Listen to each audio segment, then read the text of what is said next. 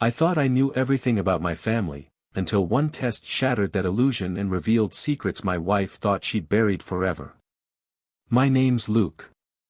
I'm 37, in the military, and for the past few years, I've been spending more time deployed than I have at home. My wife, Sarah, is 34, and together we have a big, beautiful family, 4 kids and 1 more on the way. I always knew it would be tough to raise a family with me being gone so much, but I thought we'd been making it work. My family means everything to me, and every minute I spend away from them is a sacrifice I've tried to make worth it. When I do get time off, I go home and pour myself into being there for them. This time, I was lucky enough to get an entire month off to spend with my family before my next deployment. I couldn't wait to get home and surprise the kids, to be there for Sarah as she went through the last few months of her pregnancy. I'd never had a reason to doubt her. Sarah has always been charming, strong, and great with the kids. People joke she could run the world if she wanted to.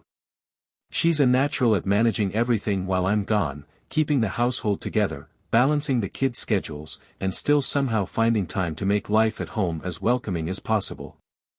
When I arrived, everything seemed normal, at least on the surface. The kids were thrilled, Sarah looked radiant as always, and the house was the usual chaos that comes with a big family.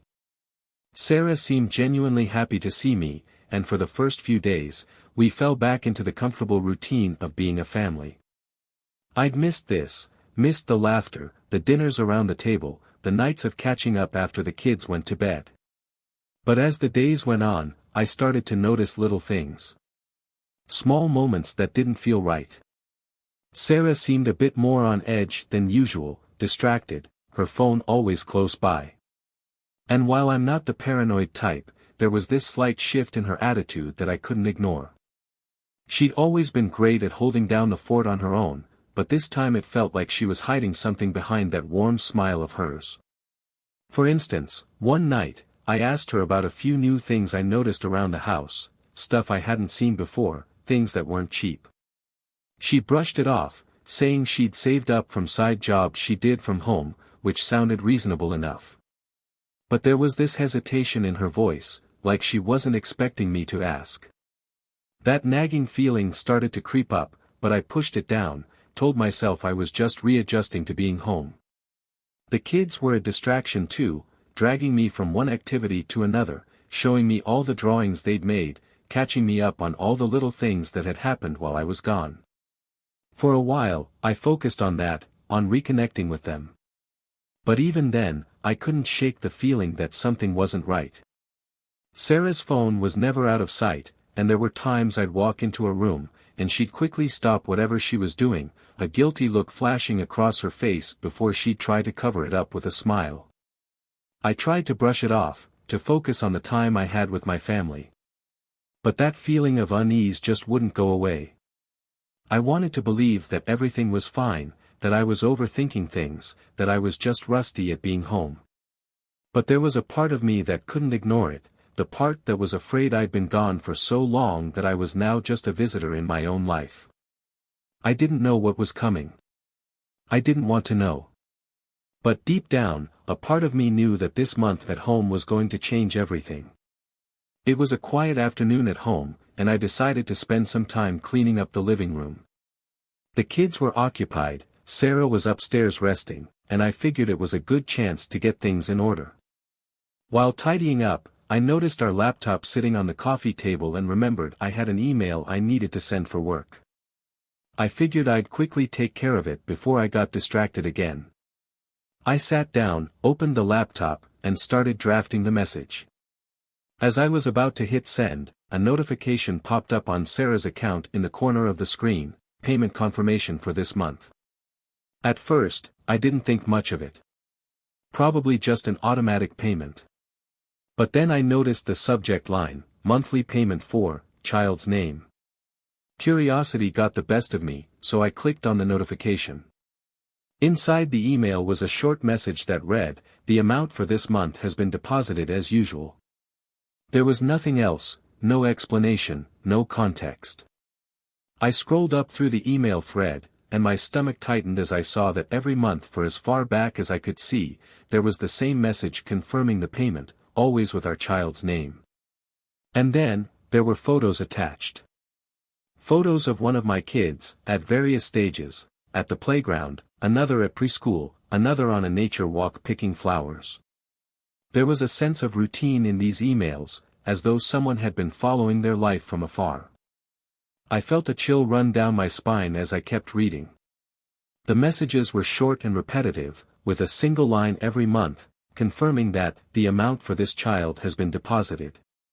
The pieces started coming together in my head, and I didn't want to believe it. Alimony? Child support? But that didn't make any sense. These were our children, raised in our home. After seeing that email, I couldn't shake the uneasy feeling that had taken root. I kept telling myself there had to be a reasonable explanation. Maybe it was just some mix-up or a weird side job Sarah was doing to bring in extra money. But the more I thought about it, the harder it was to convince myself that this was normal. I knew I couldn't jump to conclusions. After all, we had 4 children together, and Sarah was pregnant with our 5th. A misunderstanding this big could tear everything apart, and I didn't want to cause chaos without real evidence. But the lingering question, why would anyone be paying Sarah monthly with our child's name attached to it, stuck with me. So, I decided to do something drastic. I needed answers, but I didn't want to confront Sarah until I had something solid. That evening, after everyone was asleep, I sat in the quiet of the living room, trying to come up with a plan. That's when it hit me, DNA tests. I would do it without her knowing, just to confirm that I was worrying over nothing. If the tests came back as I expected, I could forget about it and chalk it up to paranoia. But if there was something to these payments, well, I didn't want to think that far ahead just yet. The next morning, I stopped by the pharmacy and picked up a few home DNA test kits. I made sure to act as casual as possible around Sarah, pretending everything was normal. Over the next couple of days, I managed to get small samples from each of the kids, strands of hair, swabs, tiny details that they wouldn't notice. I felt like a stranger in my own home, doing this behind their backs, but I told myself it was for their sake too. They deserved the truth as much as I did. After I finished collecting the samples, I sent the tests off to the lab and settled in for the wait. Every day felt longer than the last, with my mind running through every possible outcome, every reason why the tests would or wouldn't show what I feared. Now, it was just a matter of waiting for the truth.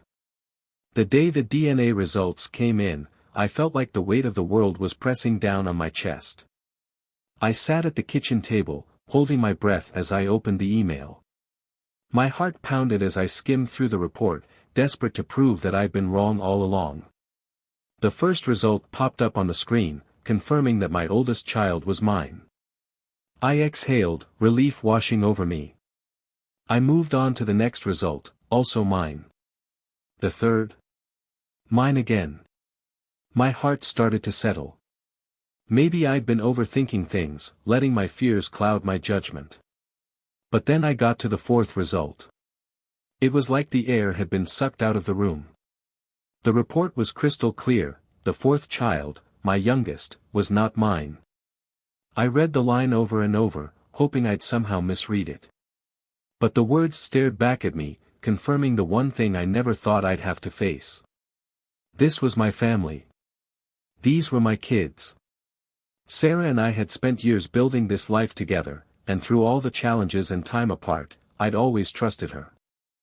I'd missed birthdays, school events, countless milestones, but I never once doubted that Sarah was here at home, holding everything together.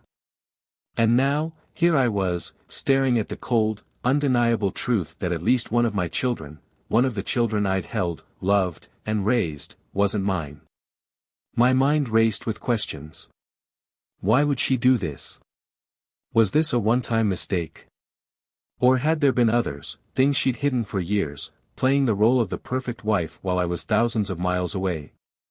The thought twisted my stomach. I had no idea what I'd uncover next or how I'd even begin to confront her. For the first time in my life, I didn't know where to go from here. I just sat there, staring at the results, feeling the foundation of everything I'd believed in start to crack. I couldn't hold back any longer. The betrayal was like a fire burning through me, and I needed answers. I found Sarah in the kitchen, casually chopping vegetables for dinner, completely unaware of the storm that was about to hit. My mind raced, struggling to hold in the anger, the heartbreak, the disbelief. "Sarah," I said, my voice sharper than I intended. She looked up, sensing the tension immediately. "What's wrong?" she asked, her eyes narrowing slightly, maybe even a little wary.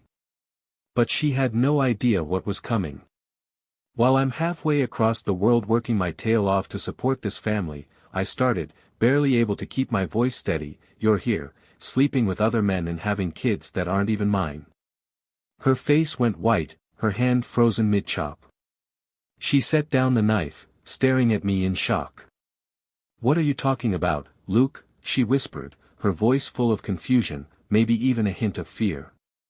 "Don't play dumb, Sarah," I said, my voice cold and harsh. "I have proof."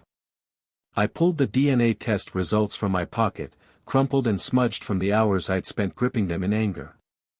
I threw the papers onto the counter in front of her, and she picked them up with trembling hands. As her eyes moved over the results, her mouth fell open. This can't be right," she stammered, her voice cracking. She looked up at me, her face pale. "Where did you get these? Why did you even?" "It doesn't matter how I got them," I interrupted, barely able to look at her without my blood boiling. "All that matters is that I now know. 3 of our kids are mine. But the 4th, not even a trace. So tell me, Sarah, who's the father?" Her hands shook as she clutched the paper, and she opened her mouth to speak, but no words came out.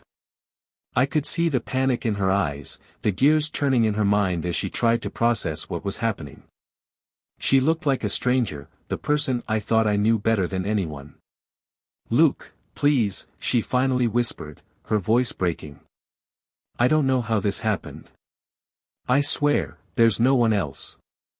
I would never." I cut her off. "Don't you dare stand there and lie to me, Sarah," I spat, each word fueled by the rage that had been building up since I first saw those results. "I trusted you with everything, built a life with you. And this is what you were hiding? How many lies have there been? How many times?" She shook her head, tears streaming down her cheeks. "Please, just let me explain. I have no idea what this is. I swear on my life, Luke. I've never been unfaithful to you." But I didn't know if I could believe her anymore. After our confrontation, I didn't sleep. I spent the night pacing, every betrayal, every lie replaying over and over in my mind. Sarah had sworn she'd never cheated, but I couldn't get past the DNA test staring me in the face. One of the kids wasn't mine. No matter how many times I tried to rationalize it, the truth stood there, unchanging. I needed answers, but more than that, I needed justice. That morning, I knew what I was going to do. If Sarah thought she could manipulate me, lie to me, and build a life on deception, then she was about to learn that there were consequences. I was done being the fool. Step 1, letting the family know. The first thing I did was reach out to both our families. I called them one by one, explaining that Sarah and I were facing an issue in our marriage. I didn't go into detail, I just let them know that things had come to light that could forever change our family dynamic. I knew Sarah had always worked hard to keep up appearances with her family, she loved being the perfect wife, the responsible mom. But now, I was shattering that image piece by piece. Step 2, cutting off financial support. While Sarah was still reeling from my cryptic messages to the family, I took the next step, freezing our joint accounts. I'd been the primary earner for our family, especially with my military salary. Sarah had taken care of the household and kids, so she'd been financially dependent on me. I made sure that she wouldn't be able to access a dime without my say-so. The resources she'd once leaned on were no longer hers. Step 3, Social Media Revelation. The last step was the hardest, and the most personal. I wrote a carefully worded post on social media, something that would only hint at the betrayal without giving every detail. I wrote about trust, about loyalty, about what happens when a marriage built on faith crumbles due to lies. I knew our friends, neighbors, and even casual acquaintances would read it, and I knew they'd start piecing things together, asking questions. I tagged Sarah in the post and made sure it was public. She always prided herself on her pristine image, on being the model mother and wife. Now, her reputation would carry the shadow of what she'd done. Within hours, friends and family started reaching out, some supporting, others confused, wanting to understand what was happening. I kept my responses vague, letting them know it was something I couldn't overlook, something that had struck me to the core. I knew the impact my actions would have on Sarah. She'd spent years cultivating her image, building her life around her family and the reputation she'd so carefully maintained. Now, it was all slipping from her grasp. But for me, the most satisfying part was that she knew I was the one in control now. She could lie, she could hide, but she couldn't undo the truth that I'd uncovered. Seeing her face as she began to realize how serious I was about tearing down the life she'd lied to build was something I won't forget. I didn't know what her next move would be, but it didn't matter. I was done letting her be the one in control. This time, the consequences were in my hands.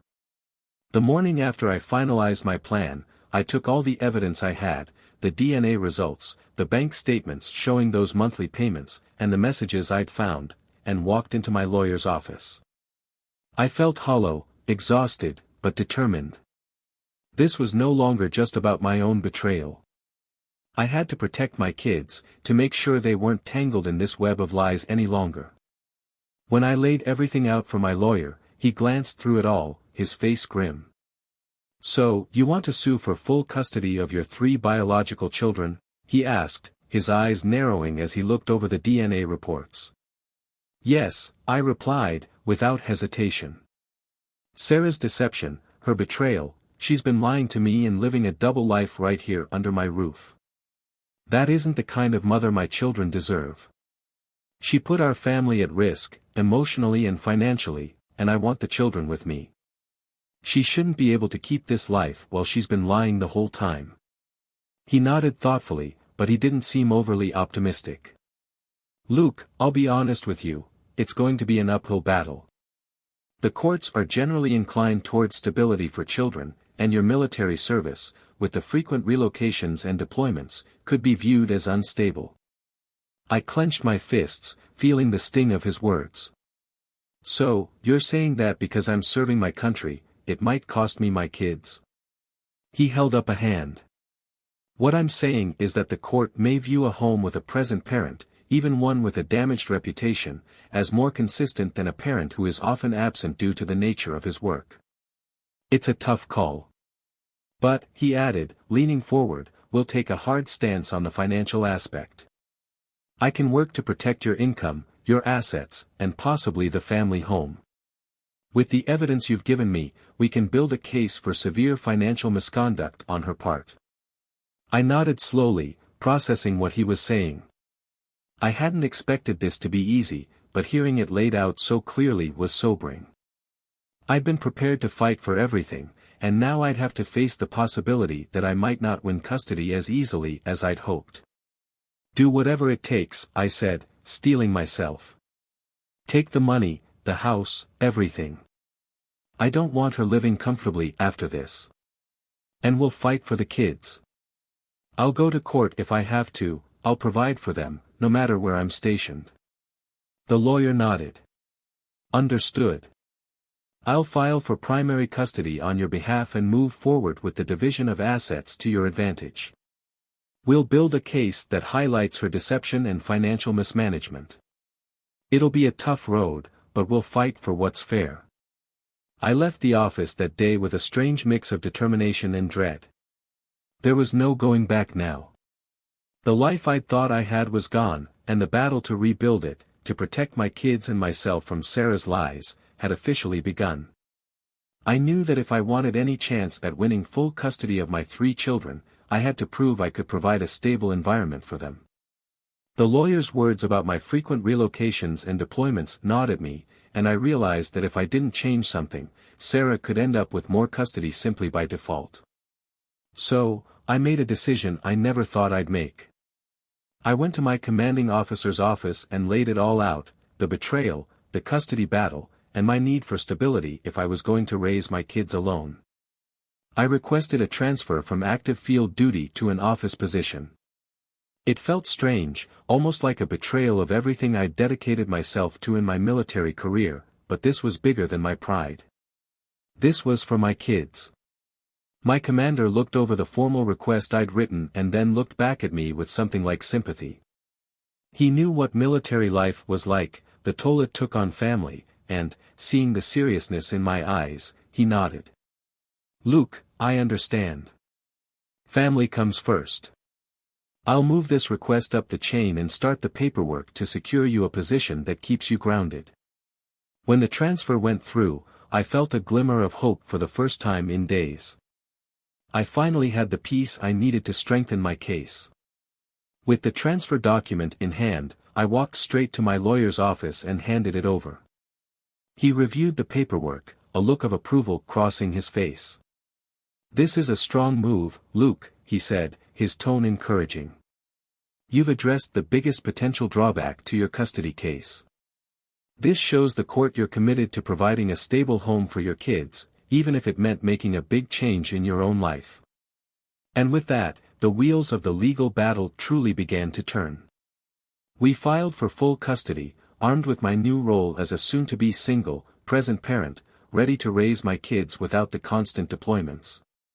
Sarah's deception, her lies, and the false image she'd been projecting were all part of the case, but now we had something even more important, a rock-solid plan for the children's future. The first hearing was set, and I felt a strange calm wash over me. This wasn't going to be easy, but I'd made my move, and I was ready to fight for my family with everything I had.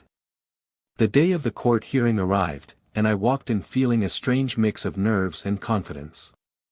Sarah was already seated with her lawyer, looking poised and almost smug. She was probably certain that the kids would stay with her, considering my military career had kept me away for long stretches. Little did she know, I'd made a strategic move that would shift the balance completely. As the session began, my lawyer presented our case, detailing Sarah's betrayal and deceit, showing the DNA results for our youngest child, and emphasizing that I'd gone above and beyond to make sure I could provide a stable home. When he pulled out the paperwork showing my transfer to a permanent office position, Sarah's expression shifted dramatically. Her eyes widened as she realized what this meant. I was no longer a serviceman constantly on the move, I was now a father fully capable of giving my children the home life they needed.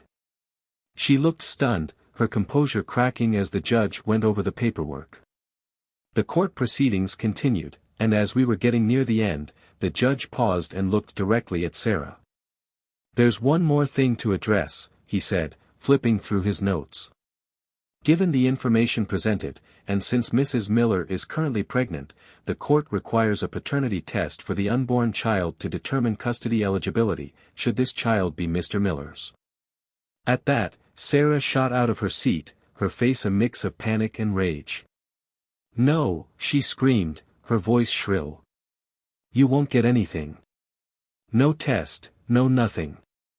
The judge's eyebrows raised, and he turned to her lawyer, a hard edge to his voice.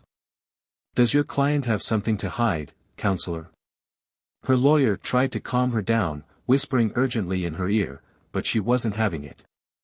"There's nothing to hide," she shouted, her voice wavering. "I just won't do it, that's all." The judge leaned forward, a steely look in his eyes. "This isn't about alimony or financial support. If the unborn child is indeed Mr. Miller's, custody rights will need to be established, especially in light of the existing evidence and the ongoing custody case for the other children. The child, if proven to be Mr. Miller's, will be under consideration for custody. Mrs. Miller, are you fully aware of what that means?" Sarah's face turned pale, and she sat down, clearly rattled. She glanced at her lawyer, who was still trying to explain the situation to her, reminding her of what refusal could mean. Her composure cracked even further, her face a mix of anger, fear, and frustration. I watched her closely, realizing that every move I'd made had led to this moment, to her facing the consequences of her lies. The courtroom grew tense as everyone waited for her response. After what felt like an eternity, she finally muttered, "Fine, fine, I'll do the test." With that agreement, the judge concluded the hearing, instructing us both on the next steps. As we left, I couldn't help but feel a sense of grim satisfaction. Sarah's mask had slipped, and everyone in that room had seen her true colors. She'd tried to control everything, to keep me in the dark, but now it was my turn to make sure the truth came to light, no matter what it took. For the first time since this nightmare began, I felt certain I was doing the right thing for myself and, most importantly, for my kids. The day of the second hearing came, and I walked into the courtroom with a strange calmness, like the storm had already passed. Sarah was there, avoiding eye contact, her face a mixture of fear and anger. She must have known what was coming. My lawyer nodded to me reassuringly as we took our seats, but my mind was focused on one thing, that DNA test. I needed the truth in black and white, to finally have some closure on this nightmare. The judge entered, and after a few formalities, he got straight to the point.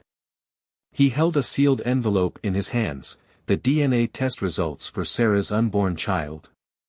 My heart pounded as he opened it, his expression steady, but I could feel the tension in the room. He glanced over the document, and then, in a steady voice, he announced, "The test confirms that Mr. Miller is not the biological father of the unborn child." The words hit me like a punch to the gut. As much as I'd prepared myself for this possibility, hearing it spoken aloud made it all too real. I felt my hands clench involuntarily as I began mentally retracing the timeline, counting the days. Sarah had gotten pregnant when I was on leave, back home with her, reconnecting with our family. She hadn't even waited for me to leave before she betrayed me. The thought twisted in my gut like a knife. She had cheated on me, openly, right under our roof. I forced myself to stay focused on the judge's voice, on the words that mattered now, not on the anger building in me. As for custody of the 3 children who have been confirmed as Mr. Miller's, the judge continued, in light of the changes Mr. Miller has made to his career, his demonstrated stability, and Mrs. Miller's repeated dishonesty in this matter, custody will be transferred to Mr. Miller. My heart leapt.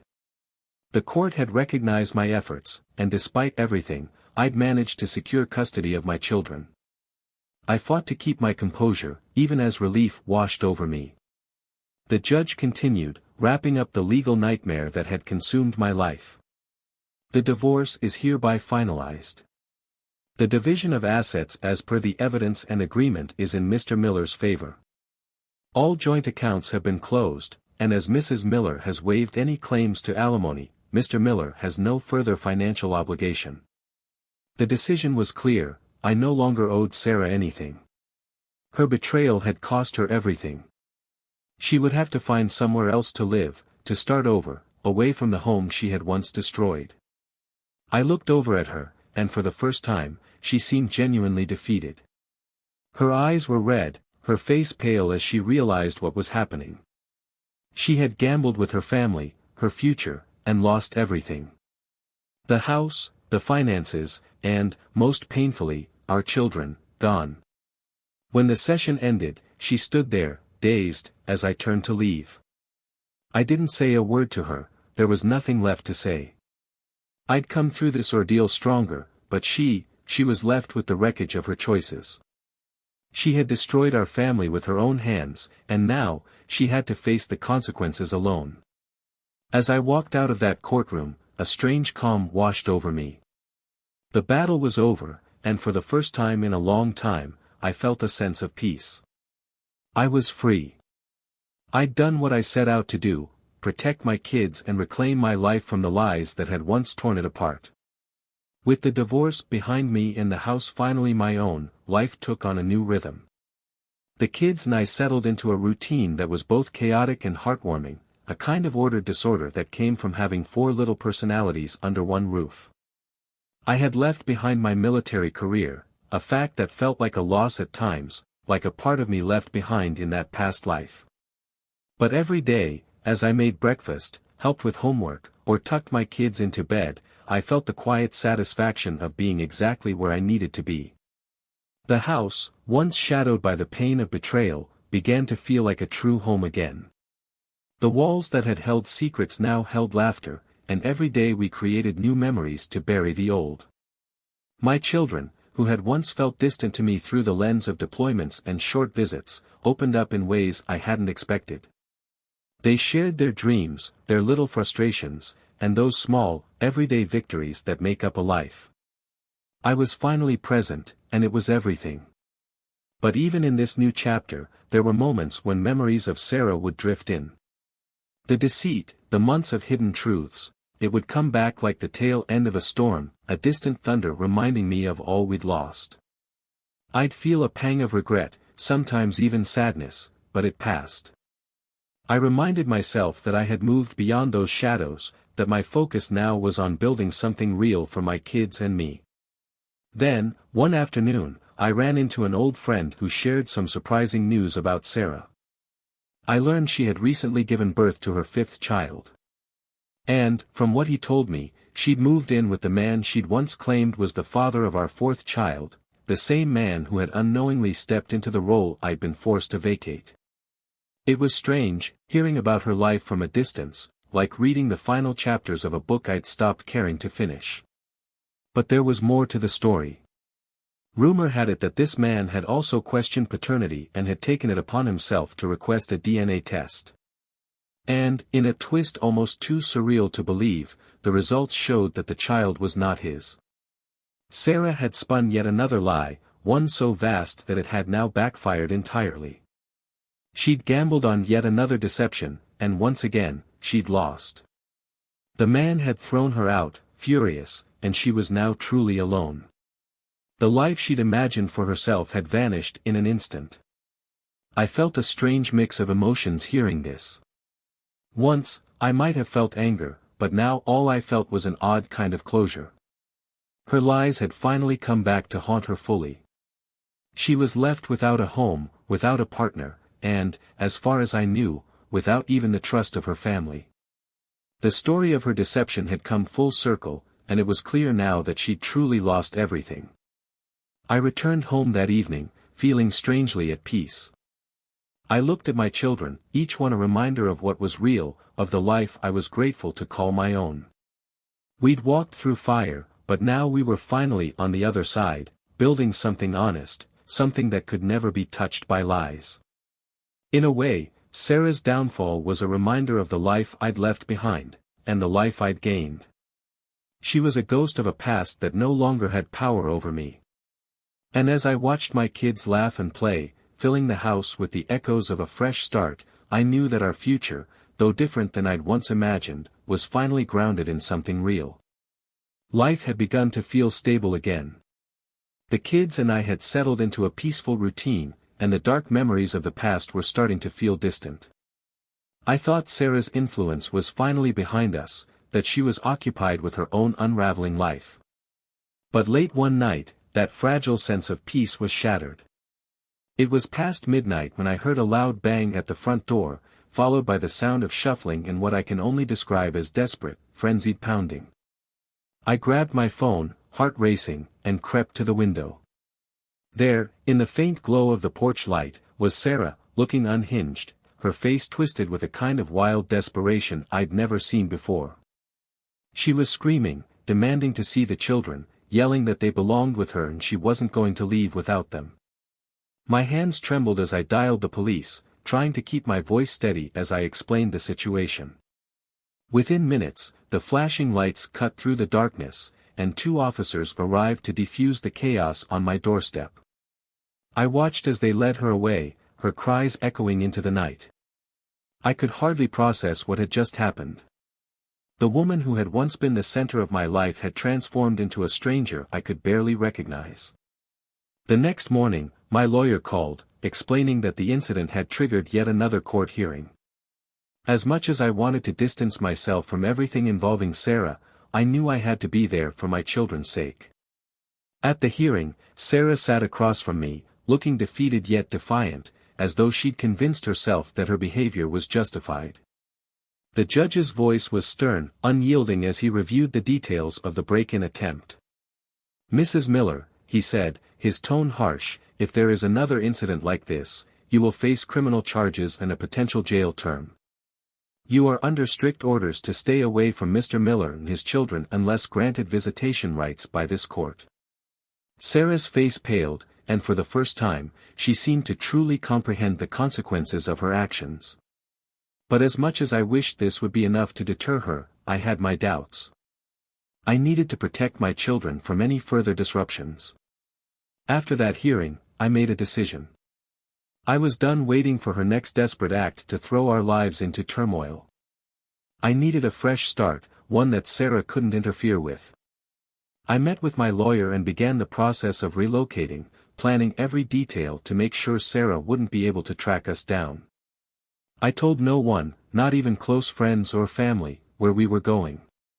This was a chance to build a life that was ours alone, a life where we could finally be free from the shadows of the past. Within weeks, we were ready. The moving trucks came, and with a sense of quiet determination, we left our old life behind. The kids and I drove away, heading toward a new beginning, leaving behind the memories of betrayal, deception, and broken trust. For the first time, I felt like we were truly moving forward, untethered to the pain that had haunted us for so long. This was our chance to live in peace, to rebuild, and to find happiness again, together, and on our own terms. Our new life was beginning to feel like a dream, one I hadn't dared to hope for in so long. The kids adjusted faster than I could have imagined. They made friends, found their way around their new schools, and began to thrive in the quiet, peaceful environment I'd fought so hard to give them.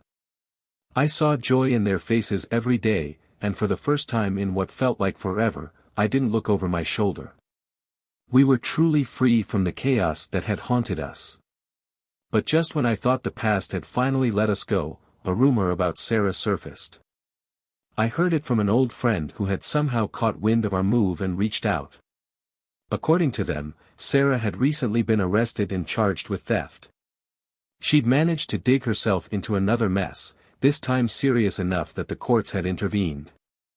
She had lost custody of her other children, as well as her legal rights to any future visitation with my kids. The judge had imposed a suspended sentence. Sarah was on probation, stripped of her parental rights, but with one possible loophole, a chance for her to have those rights restored someday if she could prove her rehabilitation. Just the thought made me sick. The idea that she might one day reappear, pushing her way back into our lives after everything she'd done, was enough to make my blood boil. I was shaken, but this time it was different. This time, I was prepared. I had built walls around my family that she couldn't scale, no matter how hard she tried. The kids and I had a fresh start, a life without secrets, lies, or shadows. Sarah's choices had taken her to a dark place, and I could only hope that one day she'd find a way out of it, for her own sake, if nothing else. But no matter what the future held, I knew one thing with certainty: we were safe, we were happy, and we were finally free.